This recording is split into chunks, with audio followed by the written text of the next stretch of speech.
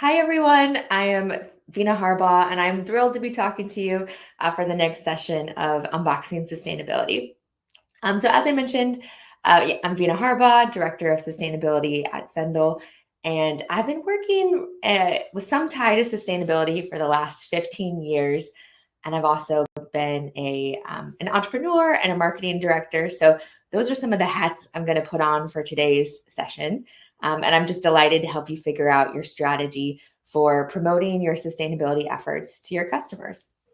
The first kind of just underlying question here is, can sustainability fuel your business growth? So first, I just want to share the answer for Sendle, and that's a resounding yes. Sustainability has been in the core of what we've done since we started the business in 2014, first in Australia. And from the very beginning, we wanted sustainability to line up with our business growth. So we work with existing carriers to fill unused capacity in their networks. And then we track the carbon emissions of those shipments and account for them through carbon offsetting. So that was really important to us, that the main negative environmental impact of shipping, the carbon emissions, that from the very beginning, we were accounting for it and addressing it. But that wasn't the only vision for us as a sustainable business. The other thing we wanted to do is just prove what's possible in our industry with better business. So we became a B Corp at the very beginning, and in March are celebrating 10 years as a B Corp, which is a certification I want to share a little bit more about in a minute. But we don't want it to stop there, right? We don't want to just be the sustainable shipper. We want to really shift the norms of this entire industry to pull us all that direction, which makes, as we've talked about today, just real business sense. From your warehouse to your packaging, there's so many solutions that you can implement.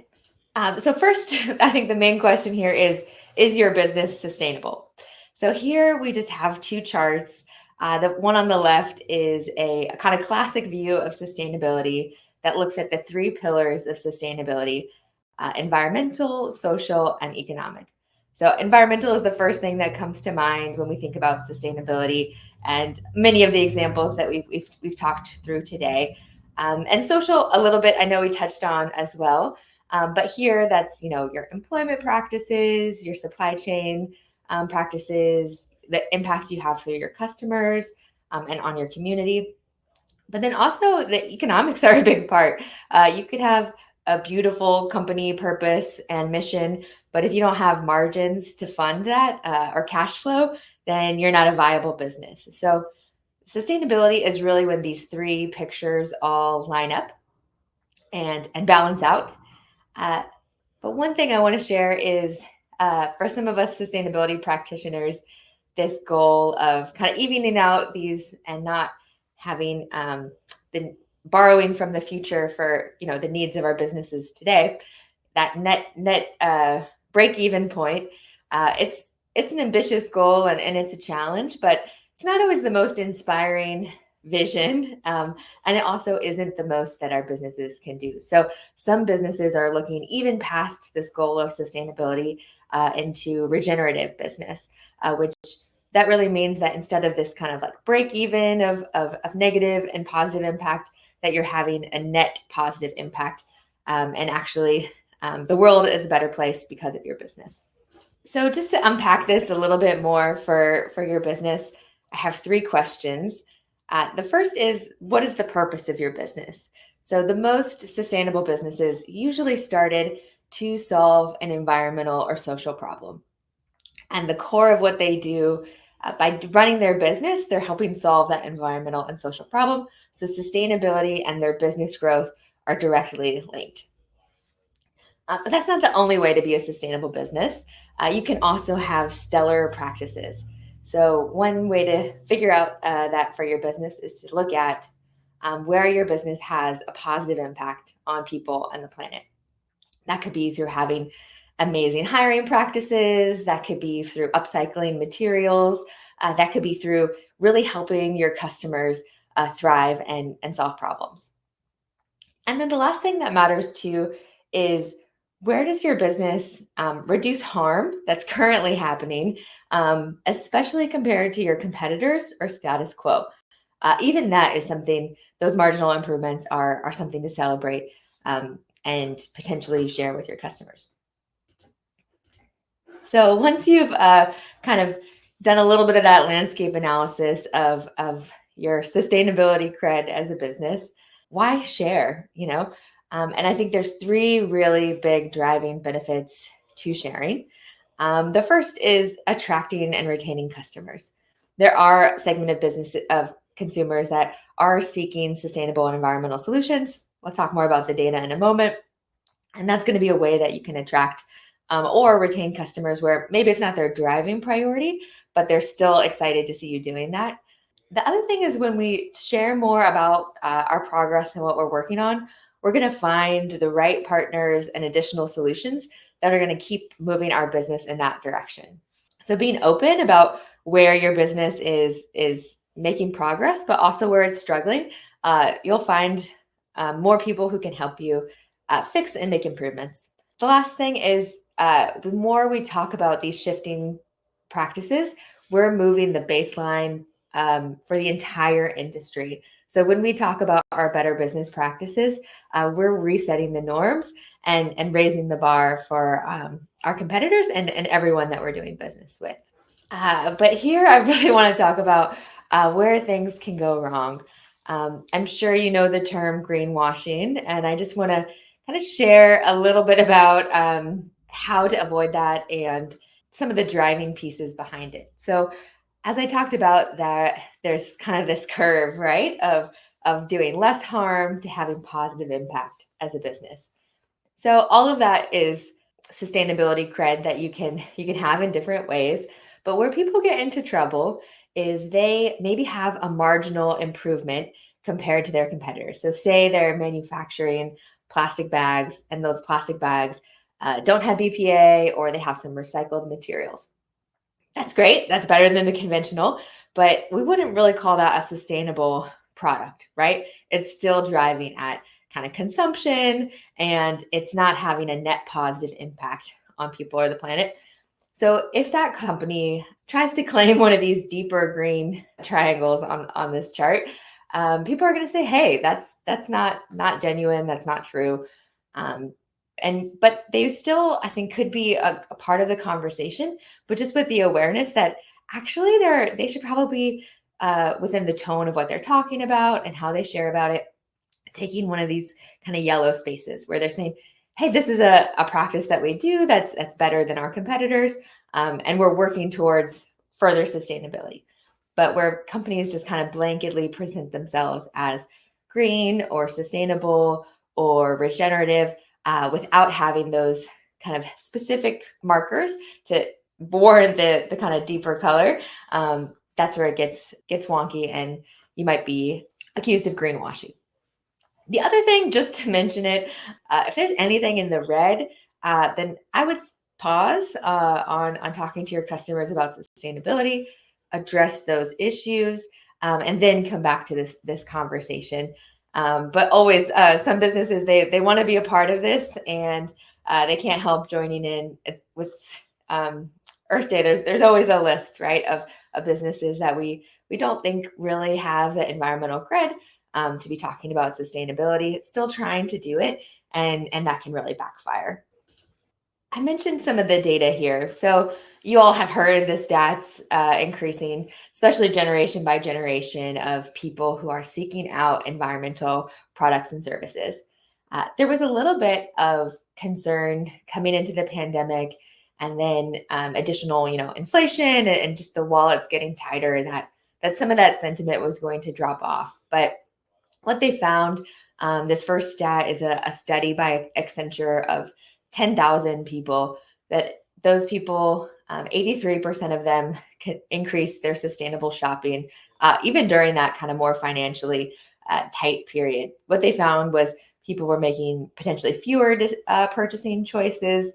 They were doing more research on them, and then ultimately choosing more sustainable products and services. This backs up when you look at the broad category of products and services and which ones are seeing kind of more exponential sales growth than other categories. This Nielsen and McKinsey study found that over the past 5 years, products making sustainability related claims, which are a much smaller subset of all the products and services, accounted for 56% of the sales growth. So it's a high growth category, even through more kind of economic uncertainty. And the last stat that's really important to bring in here relates to the slide before about consumers. And 56% of Gen Z and 47% of millennials feel that brands lie about their products and services. And so this is something where there's, growing skepticism around sustainability, some of it for really good reasons, like we talked about. But that's really important for you in figuring out your strategy of how you're going to talk to your customers to be aware of. The first question was, is your business sustainable? Second question, do your customers care? Something I see businesses, especially in the early days of sustainability, kind of getting wrong is they would say, okay, our customers care about sustainability. That's their priority. And so they made a lot of trade-offs where they weren't managing their products for price, quality, convenience, just hoping that one environmental concern would be enough to carry them as a business. And businesses since then have figured out, nope, even customers that care about sustainability, they also care about these other attributes. And so I think what's really important here is to figure out for your customers, how do these attributes line up? And then also within sustainability, to start disaggregating that. Not only looking at, do customers care about the environment, but are there specific sub attributes that customers care about? Do they care about it being locally made? Do they care about your company paying living wages or being an innovative business that's really focused on efficiency? Those are all kind of subsets of sustainability that your customers might care about while not registering on the kind of top line of concern about the environment. And I want to talk to you about a strategy for you to really capture the value of that and align it to your business and your brand. Also, just want to share here that based on that previous slide of the kind of spectrum of green and yellow, that depending on how deep sustainability is to your brand and your practices, then it might kind of steer you towards different strategies. So if you're taking some of that dark green space where your business is designed to solve a social and environmental problem, absolutely, you're going to be able to attract customers based on that value prop to them, right? But if you're in one of those lighter yellow or green spaces where you have better practices than your competitors or the industry standard, that may or may not be enough to attract customers based on that difference. But it still can be a valuable strategy for retaining customers. And here I want to make a big bet about your business, that one of these words on the left-hand side is a differentiator that's part of your business or brand strategy.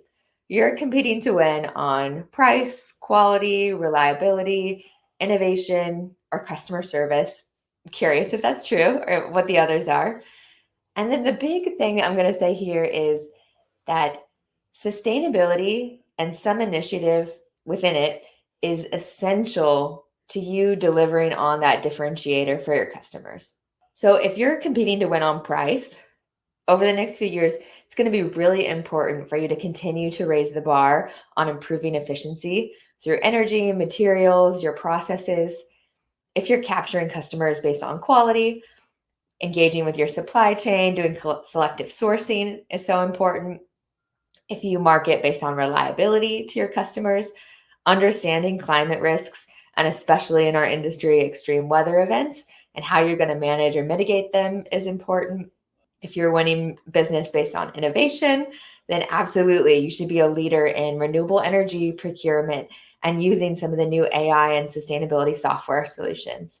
If you pride yourself on your customer service, then having quality jobs and professional development and all of those really strong social employment practices are going to be really important to being able to deliver that. Marketing to your customers based on sustainability isn't necessarily about adding this kind of new green pillar to your business, but using sustainability to reinforce your differentiators. So for Sendle, for example, we are simple, reliable, and affordable. And sustainability helps us deliver on all of these. So with simple, usually we're talking about our customer experience and using our product and the design of it. But this is true for sustainability too. Sustainability is complex. There is continually changing best practices, new technologies, regulations. So our promise to our small business customers is that you don't have to worry. It's great to learn more about it, but you can just trust us that we're going to take that leadership position. And being a part of sustainability is simple. For your shipping, you just need to use Sendle, and we'll take care of the rest.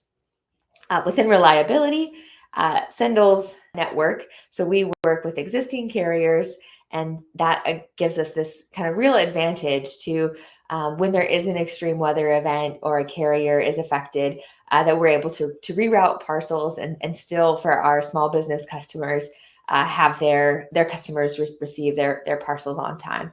So that's one way that our understanding and both adaptation to and mitigation of climate change helps us deliver on that core promise.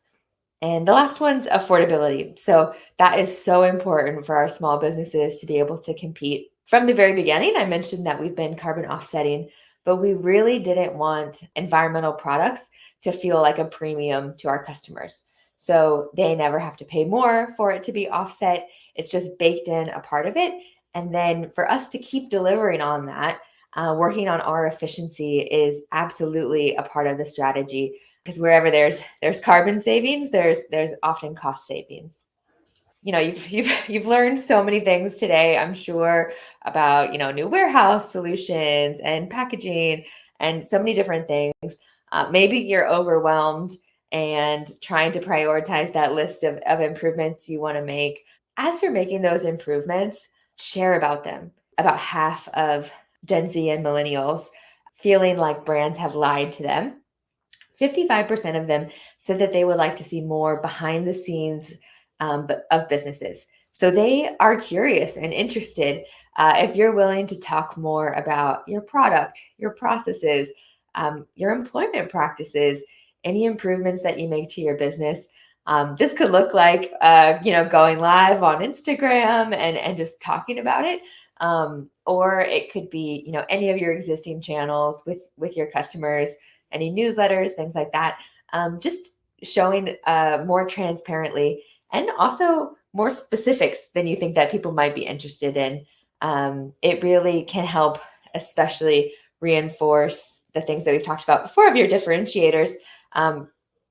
Go more into the specifics of how you achieve that, and specifically how sustainability is helping you deliver those.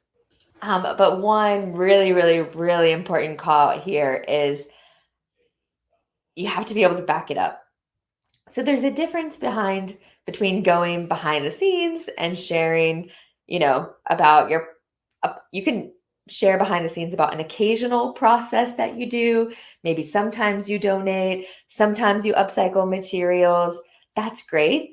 But what you really need to be careful of in sustainability is when you make a claim. So claims look like this, and all of these have a corresponding certification that is a third party rigorous process. And consumers are getting kind of hip to this, where if they see this is another just kind of greenwashing signal to them, where if you're, say, describing your product as organic, but you don't have the label, that's going to cause some concern.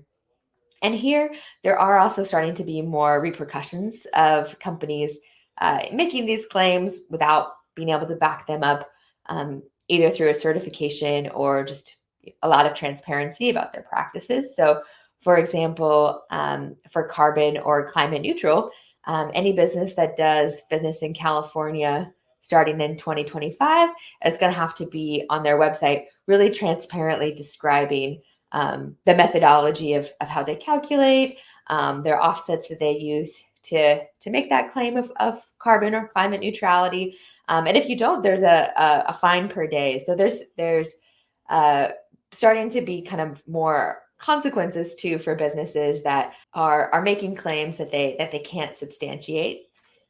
And if you want to say to me, Veena, but these are the specifics that our customers care about, I'm not going to be able to win unless I'm making these type of statements, then that's your business case right there for doing these certification processes, which are involved, but can also um, have really great benefits.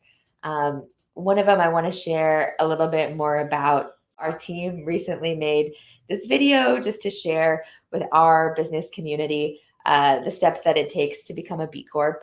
Unlike some of the product specific ones like organic or fair trade, this one is applicable for businesses that are either have a product or they're service companies or in any industry. So let's watch this quick video.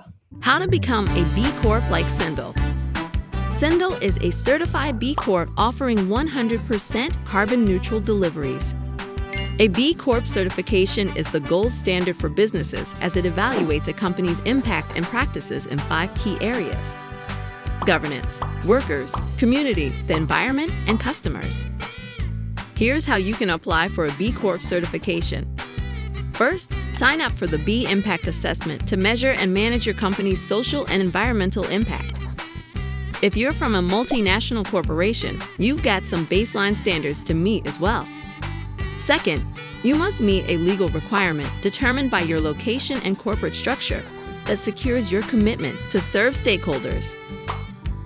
If you scored at least 80 points on the assessment, you'll enter the post-verification stage and sign the B Corp agreement. Learn more about becoming a B Corp at bcorporation.net. And check out our B Corp story at sendle.com/about.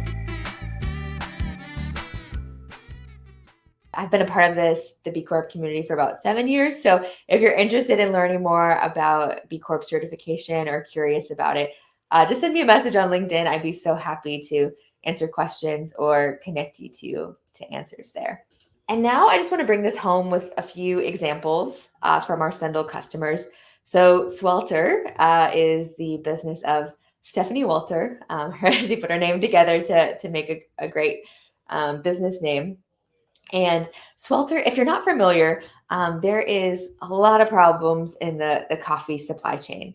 So a lot of coffee growers, even though they're producing, the thing that I can't start my day without, the wages for growing coffee are often poverty wages. And so Stephanie learned about this and wanted to help disrupt this, especially for women, because if we can increase the wages, what coffee farmers earn, that can be a great solution both for poverty, but also for gender equality. And so Stephanie started her business to really help those coffee growers capture more of the dollars that, often the premium is captured by the roasters, where once the coffee is roasted, they figure out the flavor notes, all of that, and then price it. And not much of that money gets back to the growers. That's the backstory. So Stephanie's business, though, does a really, really great job of sharing that story. So it's sweltercoffee.com. And you can see, and I got mine just yesterday. She does just an amazing job on the sustainability messaging and embedding it into her product messaging. So it's coffee by women for everyone. You'll see on her website that she incorporates Sendle's carbon neutral delivery and describes that. Also 1% for the planet they're a member of. And she doesn't just use like the marketing words to describe sustainability. She also, through her products and services that she offers. So for example, you're buying a blend that's grown by a specific woman, but you're also, there's a product that she has that's called the Zero Waste Coffee Club. And she uses Sendle's return functionality. So she ships her customers the coffee in a silicone bag, and then the customers, she sends them a return label with it, and the customers return that silicone bag to be continuously refilled. And it's just a really nice closed loop subscription model. and in a way that she's, not just talking about caring about sustainability and packaging, but really giving her customers an option there. And so, just check out Swelter Coffee to see how it's just really elegantly sharing the sustainability in their marketing messages. And one more I wanted to point out is Go Kindly. They are a Sendle customer in Australia, and they do pillows and bedding, and they are incredible. They donate 50% of their profits to women experiencing homelessness. And the thing I want to point out here is just how effective of a job they do. Kind of before the fold or the scroll on their website, they are, as we talked about, communicating sustainability through multiple different angles. So you'll see they're a certified B Corporation. You'll also see that it's Australian made. They lean heavily too on customer experiences and reviews. They also have a great impact page with just really concrete stats of what they've done as a business. So that's another example if you're looking at, how you could improve your website and communicating multiple messages, both sustainability and kind of product functions at once. Check out Go Kindly. And so we've been through these main core questions. Just want to reiterate them for you to think about for your business. So to answer, can sustainability fuel your business? First, figuring out, is your business sustainable, and to what scale? Doing that calibration of, are you, like Swelter Coffee or Go Kindly, can you kind of proudly claim one of those deep green squares and attract customers based on that credibility and impact? Or are you kind of making improvements that you're really proud of compared to your customers, but sustainability isn't the kind of purpose or as deeply embedded into your business? So you're still going to talk about it, but you're going to talk about it through sharing specifics and how those specifics reinforce the aspects of your business that customers already know and care about, and that you're just delivering on even more for them through sustainability. Do your customers care? So here, that's where you're going to look back and unpack what are those top kind of variables that your business is winning on, that your customers care about. And if sustainability is not registering, then also kind of disaggregating it a little bit and seeing if there are any sub variables that they do care about. Do they care about, it being made in America? Do they care about you paying a living wage? Things like that. And incorporating those within your marketing messaging hierarchy, but not necessarily adding an additional kind of green or sustainability pillar to it. The last thing is, are you willing to share? You'll hear, a lot of buzzwords in sustainability, and transparency is probably the biggest one.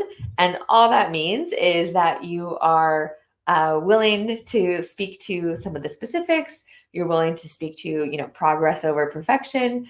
And you can do those through the channels that you're already talking to your customers with, just by sharing little examples or wins. And they'll be interested to know those. And then the last thing, if you're going beyond some of those littler examples and you want to make a bold claim, like being a B Corp or organic or fair trade or regenerative, then invest the time in the corresponding certifications to back it up. So I hope that gives you some strategy to walk away with, where you have a sense of understanding of how you can incorporate sustainability and really capture that value of talking about it with your customers, but do it in a way that will actually drive that value by having it be aligned to your practices and your business strategy. If you want to learn more about Sendle, it's sendle.com. We have a great partnership with Easy Post, so you can sign up there and still use Sendle right on Easy Post. And I'm just so honored to speak with you today, and I'm glad to be a part of this unboxing sustainability chat and session together. If you didn't get your questions answered in the chat, please, feel free to reach out and connect. And thank you, everyone.